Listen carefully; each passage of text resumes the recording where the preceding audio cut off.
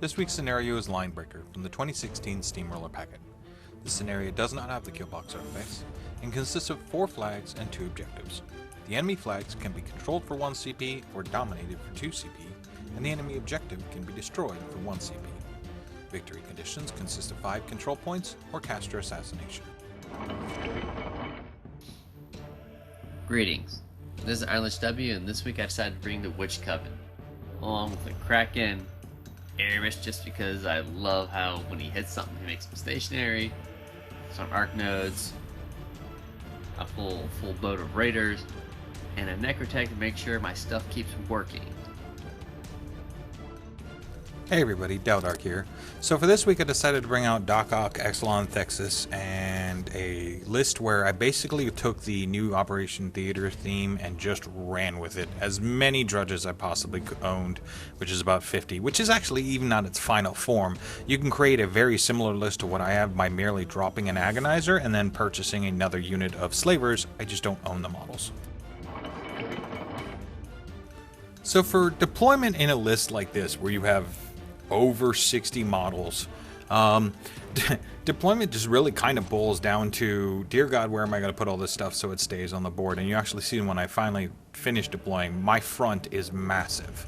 I put both of my monstrosities on either side of Exulon. They are late game beaters, and I need to make sure that they stay so I'm going to keep them near the caster and wait.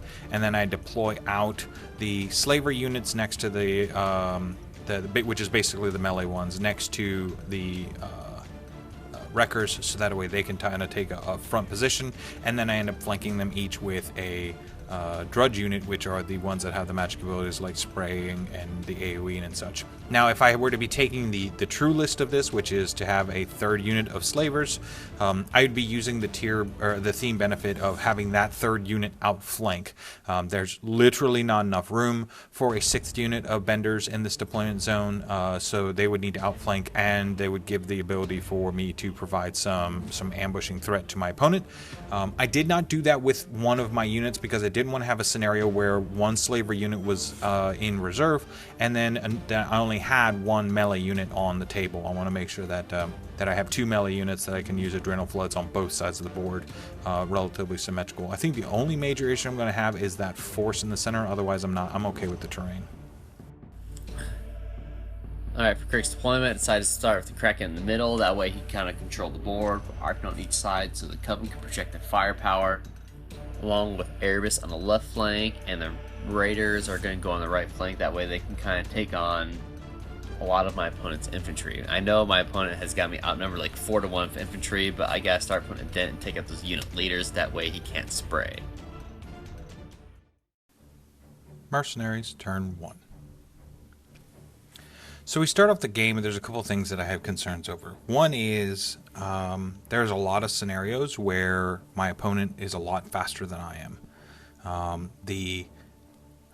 Though I have a lot of potential with wreckers and adrenal flooded slavers and stuff like that, I have concerns over the Kraken, its shooting potential of removing things, not to mention just the fact that Cryx never really has issues removing infantry, and my army brings a lot of infantry with me.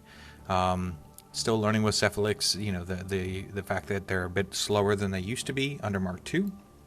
So a lot of positioning, but for the most part, because I'm dealing with so many bodies, and because I'm dealing with a scenario where, let's be honest, the scenario is not on the table. He has to get through an entire wave of infantry to even get close to my flags and objectives. He could probably shoot the objective. That's about 1 scenario point he could get with no issue. Although I believe I took bunkers, so that even isn't necessarily a gimme. And for me, it's a scenario of that Kraken is going to basically contest 1 flag, and the Satyxis could theoretically, with their high defense, contest another flag. So I don't necessarily feel like scenario is even a game potential for me. I'll use it if I can get, I'll go for CPs if I can get it, but my current thought is not scenario win. My current thought is attrition lead to assassination. So for the most part, my army just runs forward at their max speed. There's some things going on in the background, like I'm basically using anatomical precision to put focus onto my monstrosities early on. I have in every single game, one of my agitator is an overachiever, one of my overlords is an overachiever, and hard spikes boxcars on the damage roll. But I'm just kind of setting myself for a turn, and then just shoving this wall of infantry towards my opponent. Cryx turn 1. So I see my opponent's just gonna run everything forward. I know he's got mind benders, so he's gonna spray 8 with a pretty good magic attack and just negate what my natural defenses, like Coven Feed and the Raiders, Whipping Winds for Force Barrier. So I'm just measuring my opponent's threat range, like he walks 5 or 6 and then sprays 8. Kind of see how far I can build up my forces without getting attacked, and then on turn 2, charging into my opponent's lines.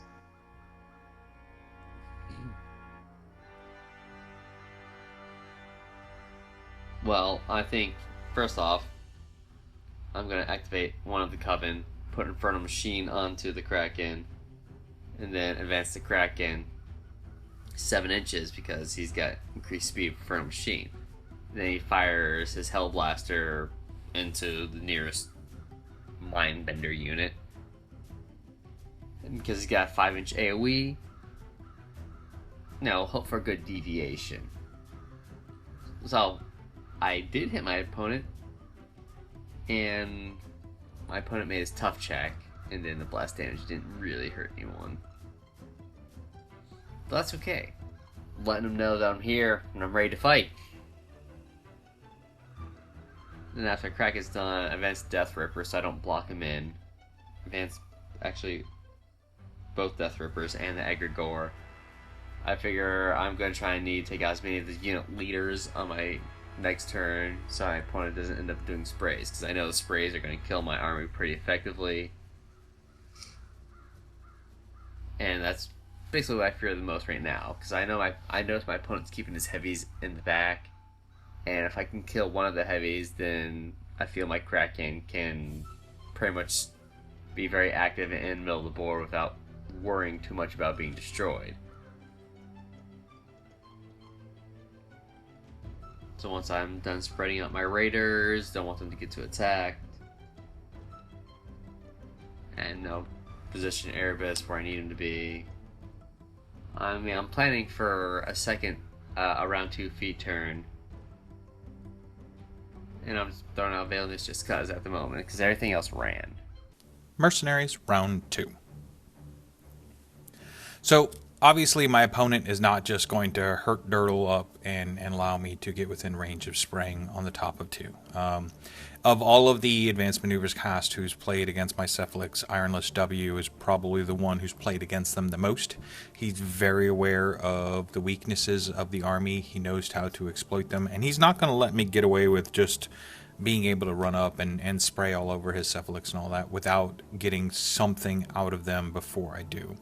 I, however, don't necessarily have the option to kind of just sit back and wait for him to engage. He outranges me. He has more range shots than I do. He has faster than I do. So for the most part, I have to consent to the fact that I'm going to have to take it on the face.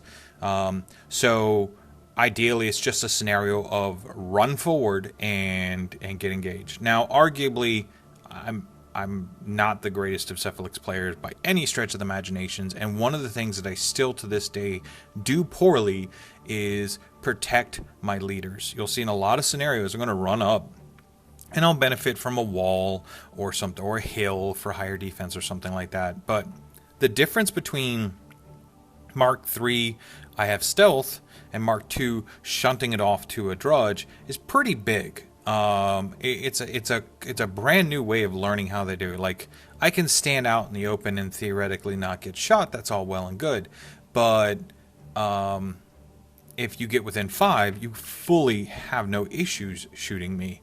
So it's not a case of, of not necessarily, being seen all the time, but being able to be shot.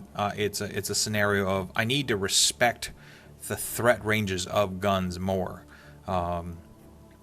because any savvy opponent will know that the weakest point of a Cephalyx army is the Cephalyx themselves.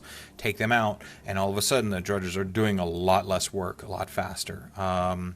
You know, back in Mark II, I used to actually use 2 Drudges to stand in front as block line of sight. I may actually have to go back to that because stealth is not enough.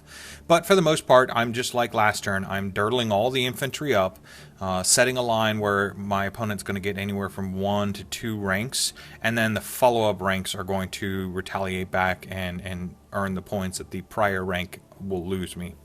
At this point, I think I managed to get all of the monstrosities to full camp, so they're both all sitting on 3 focus. And I'm just kind of advancing Exulon forward to get as close to that concealment, or to that cover as possible. He's always going to have a monstrosity nearby to sack off to, but anything I can do to increase the defense is good. The biggest concern is trying to figure out how I'm going to take care of that Kraken. I think it's only going to be either a round of lots of Adrenal Floods, or one of my wreckers is going to have to do it. So I just kind of laying everything out, sitting through. On my Cephalyx, I have the arcs painted. The front arcs are different colors per unit, and then the Mindbenders are a green armor, and the Slavers are black armor. I try my best to help out, but let's be honest, Privateer Press used the same mold for everything, so telling the difference between the two is not really that great. Cryx turn 2. My opponent didn't move up as far as I would have liked him to, but I figure I can still get to a couple of his unit leaders. That way I can take out the Mindbenders and stop his spraying. The reason I'm focusing on spraying is because I only have 1 unit, so if he's able to spray, he's going to be able to clear out that unit relatively quickly, and without the Satyxis Raiders to jam. The Kraken is going to be vulnerable to several attacks, and even if he only takes like small amount of damage from each guy, that damage is going to add up, and I don't want to lose my Kraken since he's a very hefty points investment.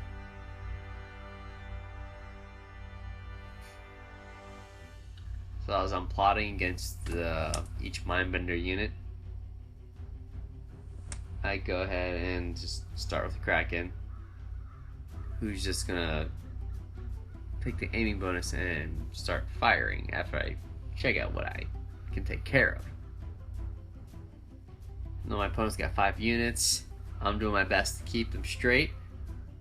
I know he's got 3 Mindbender units and 2 of the regular Drudge units, but I think at the time of the game I wasn't able to really keep track of them too well, and I did get confused on a number of instances.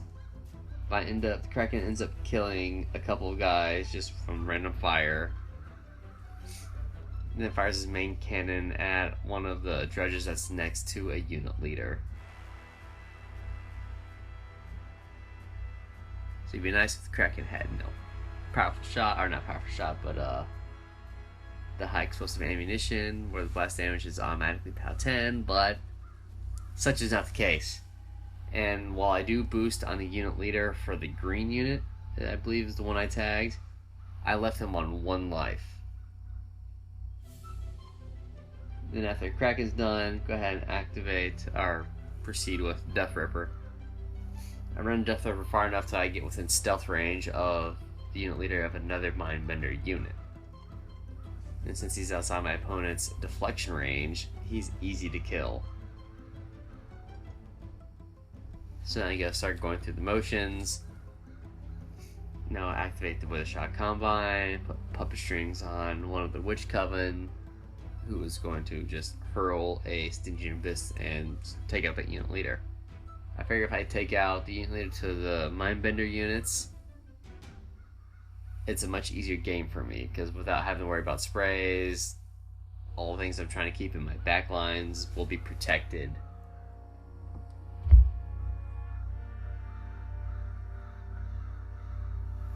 So proceeding along, I'm planning, at the Withershadow Combine, eventually do take out a couple of the Drudges from just the regular melee unit. Then activate Erebus, and he charges into the left flank to take care of a Drudge, which will allow my Arc Node on the left side of the field to get within 5 inches of that Mindbender unit leader. So that Arc Node runs up, make sure he's not engaged, make sure he's within 5 inches so stealth isn't a factor. And then I activate the Egregore, which Coven pop their feet. That way I kind of control the mass that's coming at me.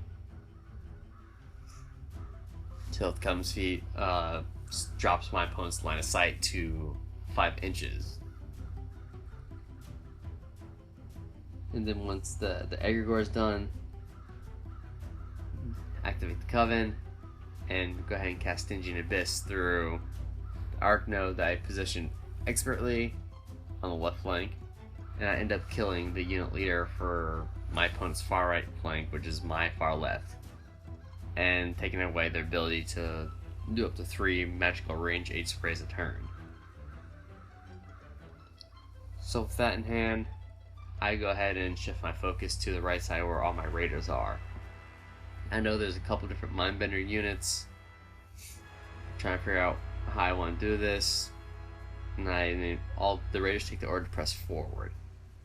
So if I can't get to the unit leaders of the Mindbenders, then I have to make sure I take out as many Drudges as possible, because the Drudges is what he has to sacrifice in order to do his spraying.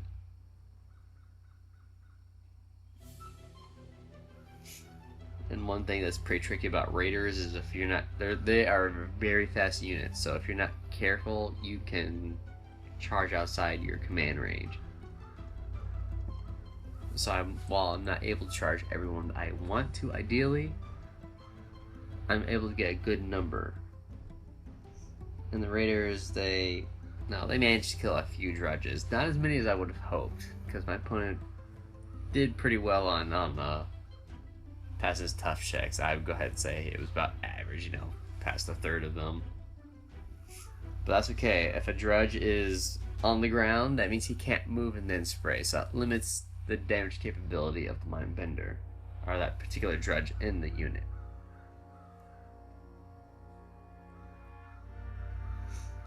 And the whole time that this is going on, I'm looking at where my opponent is putting his heavies, because I know if he puts both heavies on the Kraken, he's going to be able to kill it. And I don't want to count on Erebus being my last remaining heavy, so the second my opponent puts a heavy within range of one of the Kraken, I'm going to take out that heavy and eliminate the threat to the Kraken. And then everyone else kind of sits there. Mercenaries, turn 3. So as I was alluding to in the prior round, I've lost some of my Cephalyx unit leaders, which causes constraints on both the unit because their command is so much smaller when the Cephalyx leader isn't around, and also Iron Lich has, with experience, has basically picked out the one of the leaders is that he picked out was one of the upper right or the top of the screens. Cephalyx for the Mindbender unit. So I don't have sprays or pulses or anything like that at the top. I've basically got bodies. And the next unit next to them is Slavers, so there's not going to be a lot in the way of magic effect happening on the right hand side, which is good and isn't good. Like, obviously I want to have as many sprays and pulses and whatnot I have, but I do still have my Cephalyx. He's sitting on a single hit point. The leader of the 2 Mindbender units at the bottom, they're both still alive. The gray unit is at full health point because he was hiding in the forest, and the other one that was kind of sitting near the lake is at a single hit point. He managed to survive. So I'm going to make the most of it.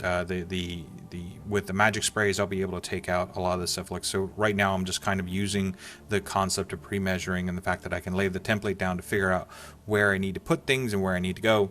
To determine how best to capitalize on that 8-inch spray to get as many as possible. Ideally, there's several areas where I can clip 3 Satyxis at a time. And I'm just making sure that I can pull it off. I'm going to sacrifice the benders. If the unit that has the Cephalyx at a single hit point is almost dead, because the bender's on 1 hit point, he'll probably die next turn. So I'm going to sacrifice 3 out of that for sure. And I've still not determined what I'm going to do with the green unit, bender unit, to see where I need to do.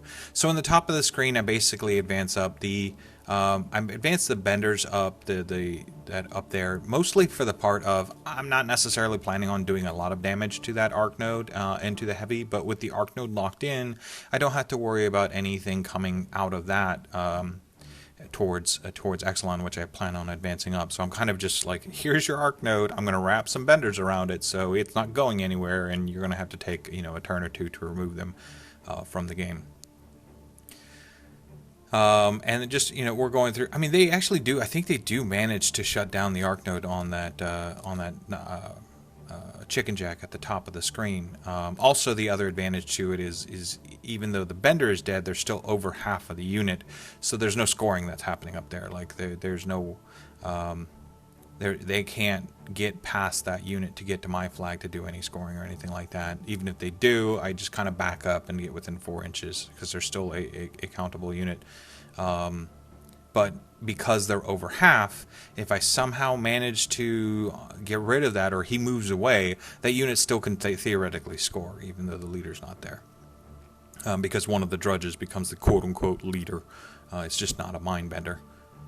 So here we go through. We've got the slavers are basically running up. I'm trying to engage things. I'm not going to get any attacks done. This is just kind of that reoccurring theme of the infantry just shoving forward. Like I'm literally shoving bodies towards my opponent going, okay, what are you going to do?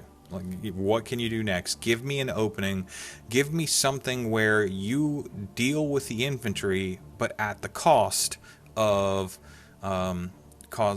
giving me an opening towards something else. So now I'm activating an Overlord unit, pre-measuring, getting in the way, putting a proxy model down to see what I can do. He's going to spray off some of the Satyxis with the Overlord spray. I love the Overlord unit. Like, they're my favorite unit. The fact that I can only take 2 is kind of sad, but if I can ever get another unit of slavers, then my second unit Overlords is free. So it's something to aspire to because I love that unit so much. And there's just some different activations going on, but basically what I'm going to do is between Overlords and Agitators and the Mindbenders and units, I'm jamming with Drudges and spraying with Cephalyx to clear out infantry. It's a reoccurring thing that will happen every single turn is I spray with my Cephalyx, jam with my infantry, pass turn, what are you going to do? And it boils down to if my opponent has an answer, then cool. So here's one of my Cephalyx hides behind the wall. The slavers run up, and then basically they're just kind of clogging the zone so that he's going to have to do something about them in order for that Kraken to advance forward. Here we go through with the one of the, I think this is the green bender unit, mind bender unit, and I'm basically just advancing them up, figuring out who's going to be everybody in command, and then who's going to be where, and where I'm going to pull my sprays off of. Making sure to remember to get my melee attacks with the drudges before I sacrifice them for the sprays.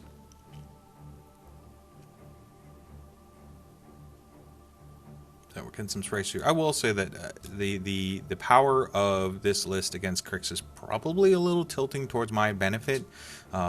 Cryx not being a huge fan of being... They love to magic out, but they do not like being on the receiving end of magic in a lot of times.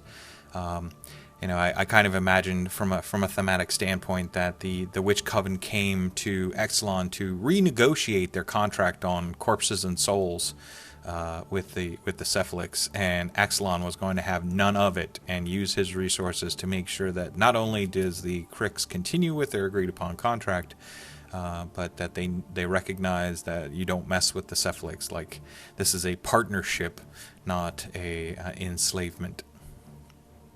So we're going through with the other bender unit, as I said, because the Cephalyx that I have is on a single hit point. These advance up. However, these don't spray. These just go through and do the pulse. Since it's an auto hit, I just pulse and remove the unit and put myself in a position. But I'm starting to realize that actually when I remove the slavers and then I jam up the kind of middle, they're starting to open up. Even though I said in the beginning that I wasn't looking at a scenario end, they're starting to open up potential for scoring. If I can thin out enough that his center is jammed up and those outer flags go without anybody to contest them, I can use agitators or bender units to start scoring. Like put a Cephalyx on the flag and then keep the rest of the unit in place.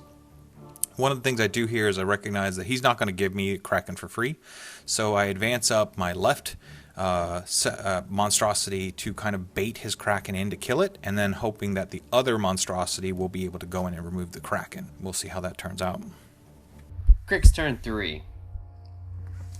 Alright, so I see my opponent is continuing his advance, and I know for a fact that if I get rid of a few Drudges, there's enough space for the Kraken to advance and take out one of the Wreckers. This excites me. So I go ahead and allocate out 4 focus, 2 to the Kraken, 2 to Erebus, and I plot my advance.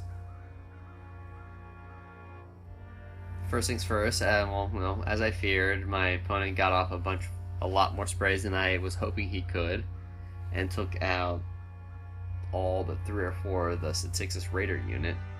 He even snagged the Witch and the Captain. Note to self, don't keep them together again. And proceed to do a lot of the damage.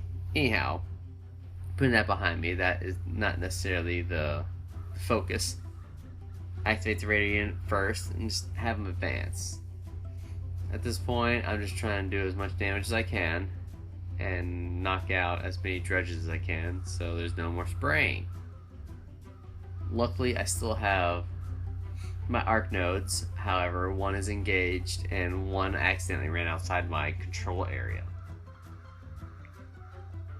So I'm gonna have to, not that easily correctable situation.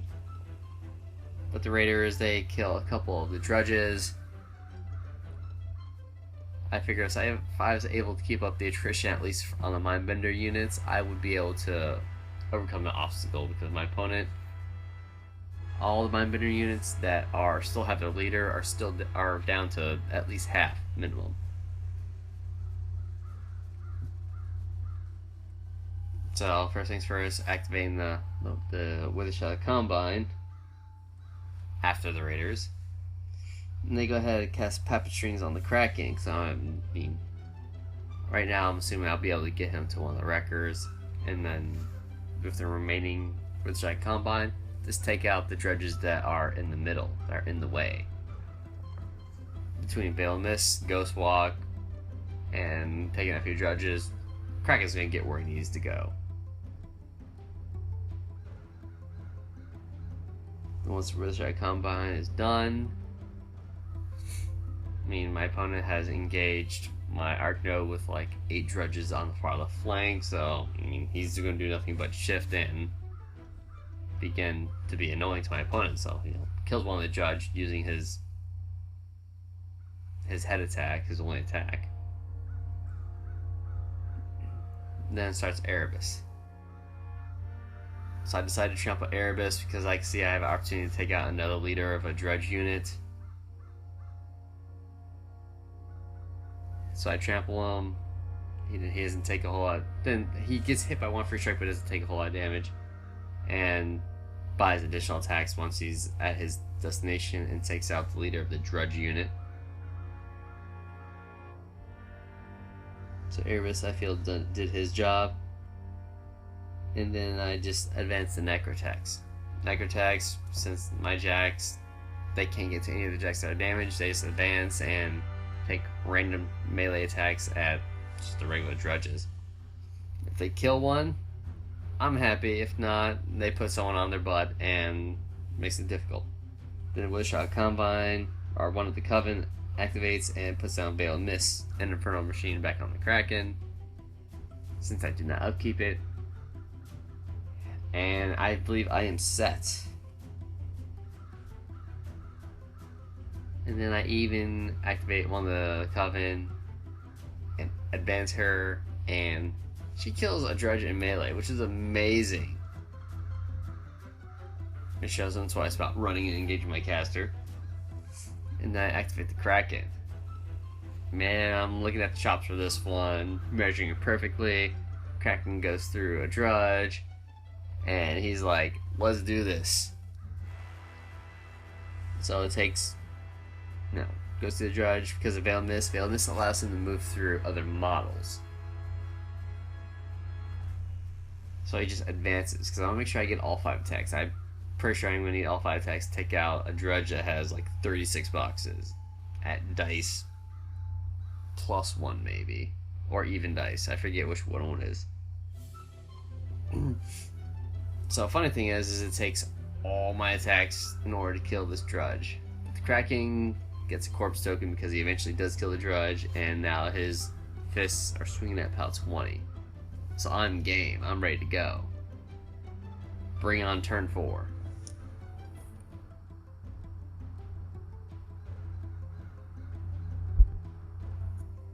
So once he kills the Wrecker, I'm looking just at opportune targets to do kill shot. So I decided to see if I can try and take out that Overlord who's sitting on one, not Overlord, but the leader of the Mind Bender who's sitting on 1 life. I miss him, and it drifts back a couple of inches. 2.5, I think, due to the proximity rule and distancing. So, just 2.5 back, and barely misses the leader of the Mindbender unit, the green Mindbender unit. Makes me not happy, but I do hit an Overlord, and I don't do any damage. Mercenaries, turn 4. So as I mentioned prior, I wanted to bait him out to have his Kraken come in and kill one of my monstrosities, which did happen.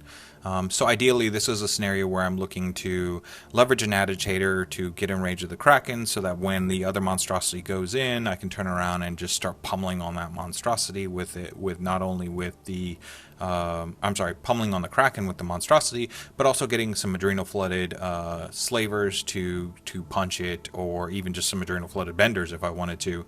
And just get that Kraken off of the table, which would be great, because then it becomes a situation where his army kind of boils down to a Jack, and then some of his support staff and his casters. And I feel like I can still play the attrition in that scenario, where I could pop feet and group things around and use some get some sprays off with Overlords to kill out the support staff and stuff like that. But then I noticed something, that Egregore doesn't have anything necessarily in front of him. The only thing in front of him is there's a Necrotech kind of a little close to him, and then my own dudes. So I looked over my cards before we started the camera round, and then I realized that the feat for Exulon says that you move everything 2 inches. Like, we all know that works, but it says non-warlock models. The interesting part is that Egregore is not a warlock. The witches are warlocks. Egregore is a solo, so he is affected by the feat. So it becomes a scenario where I start doing some pre-measurings. I get concurrence with my opponent that yes, I'm give or take about anywhere from 12 and 12.5 inches away with my wrecker. You'll see that I put a proxy base down next to my wrecker. That is in part because 2 things. One, it tells me where my wrecker can go when I move him with the TK, because a large base is close to within 2 inches. That's basically the equivalency of a TK move. But also it gives me a point of reference to if I were to TK up my wrecker, will Egregore be in range? What do I need to do to enable it? Because I'm going to go in for an assassination. Like, I originally was going into it with attrition, but I think my opponent is giving me an opportunity for assassination, and my clock is getting really, really low. Like, moving this much infantry and dealing with that much sprays, I'm honestly probably on anywhere from minutes to seconds to resolve this round. So I don't think I can, even though I could theoretically go through an attrition war with this, I don't have the time to go through an attrition war with this. I do not have the muscle memory of this many infantry to necessarily leverage it quickly enough that that I can continue to have this attrition war. So this becomes a scenario of assassination or lose on clocking. So I turn around and I run up one of my agitators that I won't need for pulse. I have a second one, so he can set up the instigate bubble for the wrecker. So the other one that I had on that end just bolts off towards the flag. Things aren't within contesting range. They're just slightly out in some places. So I'm just going to run him up and see if I can score a point just for scenario. And then I end up activating the bender unit that I kind of jammed with earlier, and then just move them out of the way, clearing the zone. I don't even necessarily bother with the attacks on some of the things, because there's no real way of me necessarily hurting it. I do a little bit of Nixon damage on Erebus because I wanted to potentially shut out his Cortex, should this go horribly, horribly south. and I don't, so it becomes a situation of, was this necessarily needed? I activate another bender unit, I'm moving things around, again, getting the things out of the wrecker, leaving place for Exulon to advance up, because I'm going to need him to advance. I advance up a Agitator to get him into place. I advance up Exulon to get him in line. Now, Egregore is stealth, but I don't necessarily need to. I don't need to worry about stealth because the feat doesn't require line of sight. So I pull Egregore forward. I TK the monstrosity. Note that my caster is now literally already within melee range of my Kraken. So even if clock wasn't a scenario, even if this attrition wasn't a scenario, I'm dead next turn because of the Kraken alone. But I go in, I pull Egregore, I TK the monstrosity, I go in, I'm under Instigate Bubble. Could I beat back? Sure, I could, but that will take me out of my Instigate Bubble range, so I opt not to beat back, and I just start beating on Egregore until he transfers all the damage off to the witches. I do go down to the last focus, but I do manage to kill all the witches.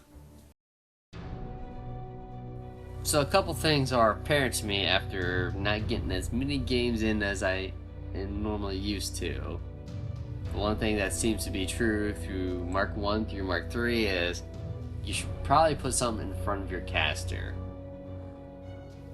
This is the one time I was hoping my opponent would make his tough check, because if he had made his tough check, the feat of Thexus' feat would not have been able to pull the Egregore forward. And because my opponent was able to get Wrecker on Egregore, he's able to do damage and force me to distribute it to the witches, killing all the witches.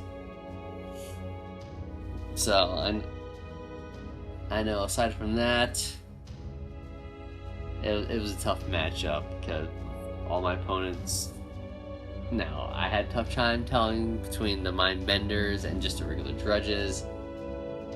And it didn't help me that I ran an arc note outside my arcing range, that way I couldn't kill another mindbender unit.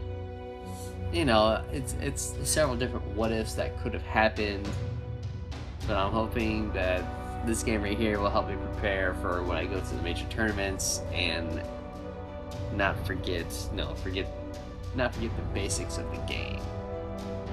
But better luck next time.